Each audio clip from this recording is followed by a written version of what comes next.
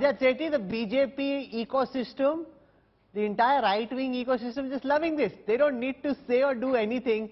It seems as if there may be a problem if a Gehlot or a Digvijay come up, relatively speaking, at least more competent than Rahul Gandhi. But in the end, they throw up Mallikarjun Kharge and the BJP saying, bring it on. So, well, Rahul, I think Congress needs to understand how organizations, especially old organizations, have to sustain through. Look at corporates. You'll see a lot of examples there when Microsoft became this old, non-agile sort of an organization. You see Bill Gates completely stepping out. They clung on to some time through Steve Ballmer and all, and they could not sustain the growth of Microsoft. Everybody had to leave, and they had to have a meritorious candidate like Satya Nadella come in and provide a completely different trajectory which nobody thought of. And it is, and Satya Nadella is not taking notes from the erstwhile figure, which was Bill Gates, taking notes from him as to how to run Microsoft. So only then this organization is sustained through. This is why if Congress does not find a formulation wherein they can completely cut off the Gandhi from the whole DNA, so to say, that Shashi Tharoor was mentioning, till that operation is not done, you will continue to struggle with this whole problem. And these farcical elections can happen every year. No, who cares at the end of the day? And I can tell you one thing. This current setup of Congress, this operation, this DNA removal of the Gandhis can only happen through some kind of a Schumpeterian creative destruction. This structure, the way it is, this organization, the pulls and the pressures and the kind of this old era politics can never be removed in its entirety, and that is the fundamental problem. This is why a person like Shashi Tharoor can never be a fit into this Congress setup. Ranji, Thomas, do you think Shashi Tharoor has a chance? Can he? Rashid Kidwai seems to believe he has a chance if there's a conscience vote. Shashi Tharoor is a competent person. Sure. He is having a vision, but unfortunately he is not in a position to, have a proper background of the political Indian Congress culture. The local culture which we are having in the state-wise, we don't have. So therefore, it is very difficult for him to get through. Now, what is this culture that you are so proud of that throws the ultimate loyalist Mallikarjun Kharge at the end of this long facade? I mean, if all of this was for Kharge to become president, it's a waste of a lot of airtime. I am not. In my view, what happened is that Mr. Rahul Gandhi's indecision to contest or not to contest was the main difficulty for any serious candidate to come out to contest the election. And everybody was hoping Ashok Gehlot will contest.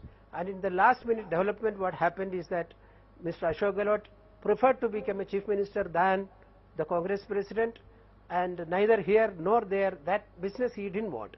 And therefore, the other Congress leaders, including Mr. Kamal Nath, Mr. Chidambaram, there are so many leaders in the Congress who are capable to lead the Congress party. But they don't want to become a mere rubber stamp, and they don't want to become a rift between the family.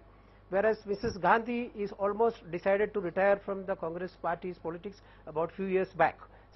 7 years back she has decided to retire. But unfortunately thereafter, Mr. Rahul Gandhi's decision to resign from Congress presidency and all has forced her to... Rashid Kidwai, a lot of people messaging me to say, what gives Rashid Kidwai hope that Shashi Tharoor has a chance? They're saying Rashid is a long time observer, but he seems to be disconnected with reality. Rajdeep too very vehemently insisting that Shashi has no chance.